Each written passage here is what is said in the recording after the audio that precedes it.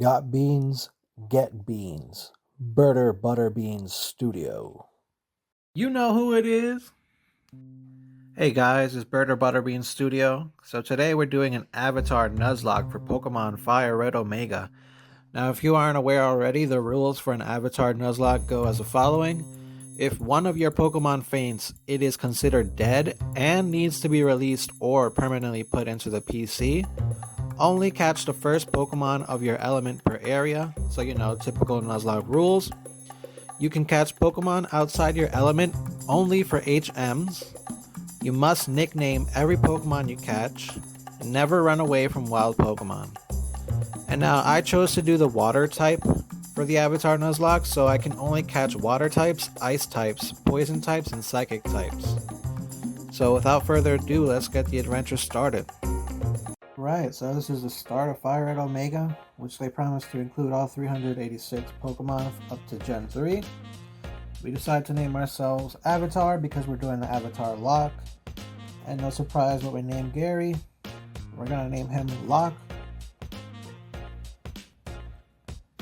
We've been rivals since babies. So AvatarLocke. Alright, his grandfather doesn't even remember his own name, but here we pick up the potion, and then we choose our first starter, which is Smoochum. And we name her Icy Girl. It's a Sweetie reference. She's a singer. Alright, as you know, Smoochum always has to be a girl to evolve to Jinx, but here we start our battle with our rival. And if it weren't for the Orange Berry, we probably would have lost.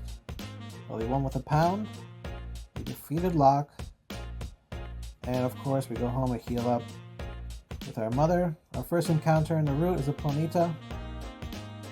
It's not a type that we can battle or catch, but we learn Powder Snow, which is great. We can sweep flying types.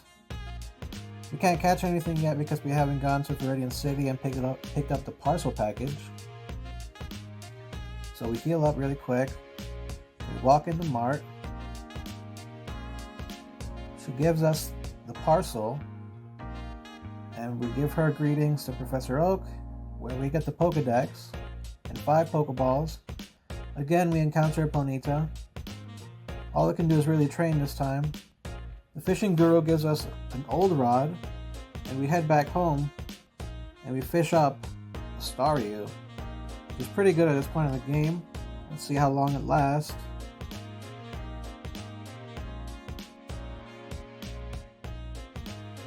Oh, critical hit with a pound, but we managed to throw a Pokeball and catch it on the first try, which is great. We nicknamed Staryu to Little Star, because why not?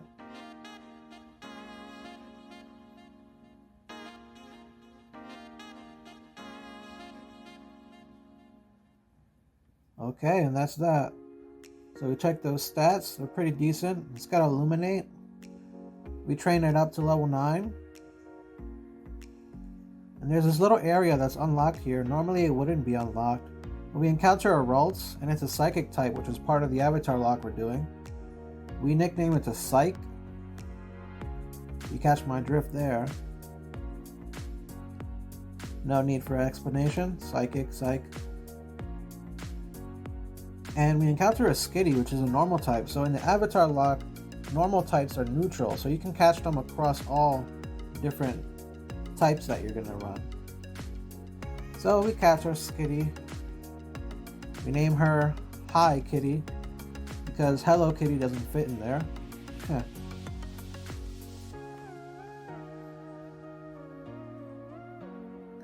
Great. So now everyone's level 10. We balanced out the training. We didn't make our starter the strongest one. That's normally what happens. But we head into Viridian Forest. And our first encounter is a Pidgey, but because it's dual typing normal and flying, I can't catch it. So we encounter a Weedle. And I decided to catch that. With only 2 Pokeballs left, I imagine the capture rate for a Weedle is super easy. We nickname it to B-Boy because it evolves into Beedrill, so we need a cool nickname.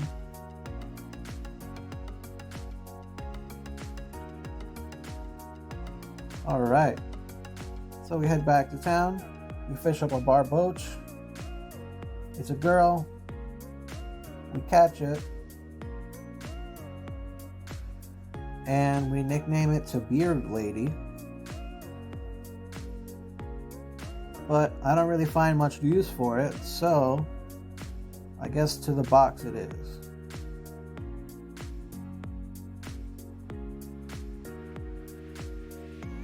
And there she goes.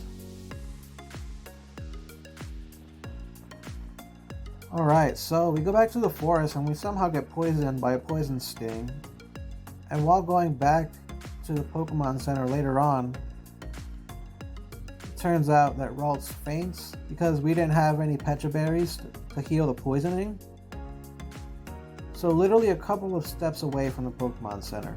It was so disheartening. I really wanted a Gardevoir. I wonder if I could have made it before. I definitely should have stocked up. As you see, I go back in my party and check. I think I lost a lot of time there. I probably could have healed her, but I had Turbo on. I should have turned it off. Yeah, our box is named Dead Forever. Once they die, they can't come back. And we make sure to stock up on some antidotes, as well as some paralyzed heals. We get some Pokeballs. And of course some potions, but that's my fault for using Turbo. Alright, so B-Boy's level 6, a couple of XP away from level 7, and it should evolve into Kakuna. And there he goes. He learned Harden. Is he James though? Alright. So, we got a free Torchic, but we can't use it because fire isn't part of our element tree. But our Mudkip that we got for free, we name it Muddy.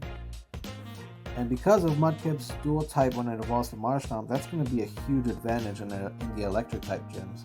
But we go to this area, we train a little bit, we fight some Slackoths, some Nose Pass. Our B-Boy evolves into Beedrill. It learns Fury Attack. And I noticed that Staryu was carrying Starry Dust. We train Mudkip to level 16, it evolves to Marshtomp. We get access to Mudshot and replace Mud Slap. And I think now we're ready for the gym. We're a little over ready for the gym. So we send in Staryu, one shots with Water Gun, switches into Sandshrew, one shot. Nose Pass, we stay in. With 2-hit KO with Water Gun. That was Camper Liam, so now is the real boss. Gym Leader Brock. Let's see. So in this game they have 6 Pokemon instead of, I think it's like 3 that he has, 2 Geodudes and 1 Onix. But we get access to Recover, which is nice. We get rid of Rapid Spin. And he sends in Kabuto. We switch out to Mudkip. One-shot it with Mudshot. He sends in Ammonite.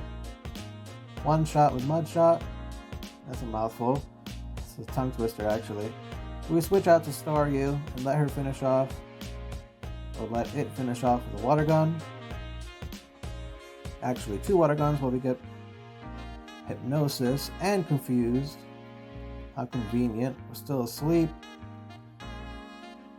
But we finally wake up. We don't even get hit by the confusion. We switch out to Rhyhorn. We get Marshtomp. Oh, that was not a one-shot. Of course, he uses a Super Potion, and somehow I managed to take it out with a Water Gun. He switches into Onix. I stay in with Marshtomp. I get confused. Nearly one-hit KO it with a mud shot. I send in Icy Girl, and I nearly get wrecked by Rock Tomb. But there it goes, Water Gun, and we got our first gym badge, the Boulder Badge.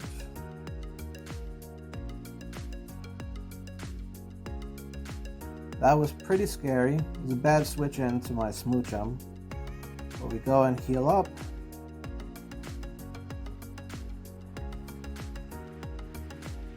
And then Easter Town, of course, one of the professor's aides are there. He gives us running shoes, which our mom attached a letter to. And then we train on this route, and I get access to Ice Punch. I get rid of Lick. And we take out this Spearow with Powder Snow. By this point, Smoochum's special attack is really high. We train Beedrill a little bit here. I got infatuated. Jigglypuff comes out. I get infatuated again. Immobilized by love. It's really raising that defense high. Puts me to sleep, which is pretty upsetting.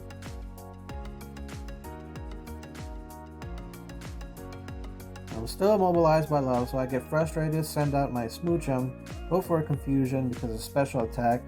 That defense boost would have meant nothing. So I make it to this part of the town, and I go into Mount Moon.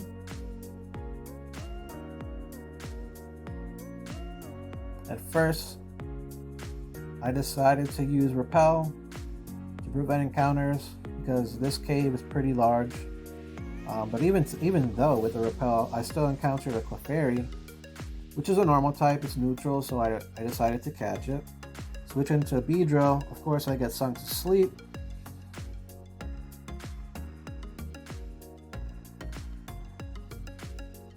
And I almost got KO'd with Double Slap. Got infatuated, and I live with 1 HP. I don't decide to risk it any further because it'd be pointless, so I switch in a Staryu, take it to yellow health with Water Gun, and decide to throw a Pokeball. And there we go, we got Clefairy.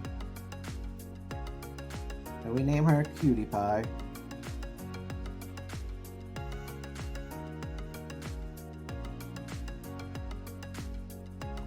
So we officially have a team of 6. Really exciting. We have Growl, Encore, Sing, and Double Slap. I'd probably be taking advantage of Sing for any future encounters that we want to capture. So thanks for watching. Stay tuned for part 2 of this series. Let me know in the comments if you enjoyed the video. And be sure to hit that like button and smash the subscribe button, and I'll be back. It's your boy, Birder Butterbean Studio.